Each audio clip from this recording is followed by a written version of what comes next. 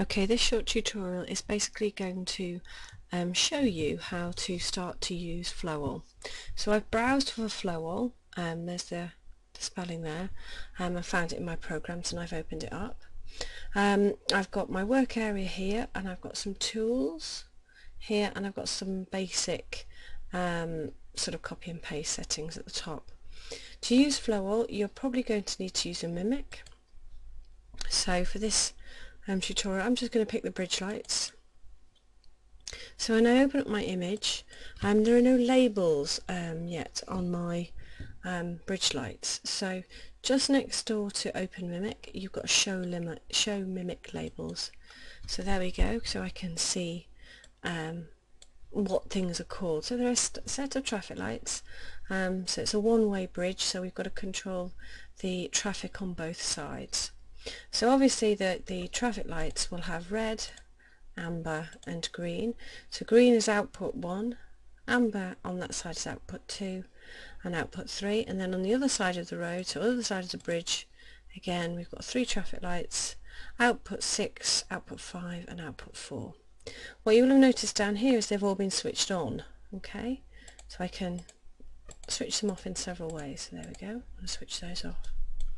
Okay, so in order to try to start to use flowol and make our lights work, every operation has to have a start.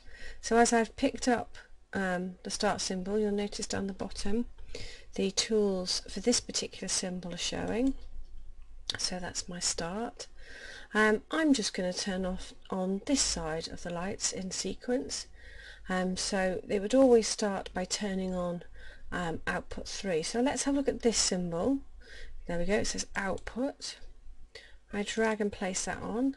Down the bottom I can turn output 3 on. Okay, so my red light, what I do when I use the flowol is I then do the action. So there you go, turned output 3 on. Traffic light sequence go red, red amber and then green. So I'm going to have a short delay. Now a delay is this rectangular shape. It doesn't just do delay, but one of the things it does is delay. So I'm just going to delay by, let's try 2 seconds and click OK, so 2 seconds. And then let's turn on, so turn on output 2. Okay, now in order to make my flow diagram work, I need arrows. So I'm going to click, I've clicked my arrow, clicking from one shape to the next. Okay, so let's see if that works. Let's just turn that off so it's in the right position. So it's telling me that there's a bit of an error here because there's no line from that symbol. So I do need to put as much flow diagrams together before I run it, but I've got an idea there. Okay, so once I've turned those 2 on, there is another delay, isn't there? There's a slight delay for maybe another 2 seconds, and then the green light comes on. Now these 2 turn off. So on this symbol I can do many things. So I want to turn on output 1 because that's the green light, but I also want to turn off those 2, and I click OK. Again I'm going to put my arrows on. Okay, so in order to get this to work, I'm going to put in a stop at the end so I can start to see this sequence. Let's turn the green light off, let's have a look and play that.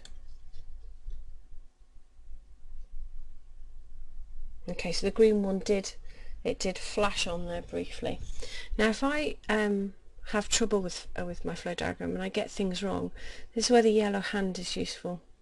So if I click on the yellow hand and I then go to the cross, it will delete things. Okay, if I get my arrows in the wrong place, I can click on the arrow so it goes that lilac colour, and then I can delete it and put it back on. So let's put that back on. So that's a very brief introduction to flowol.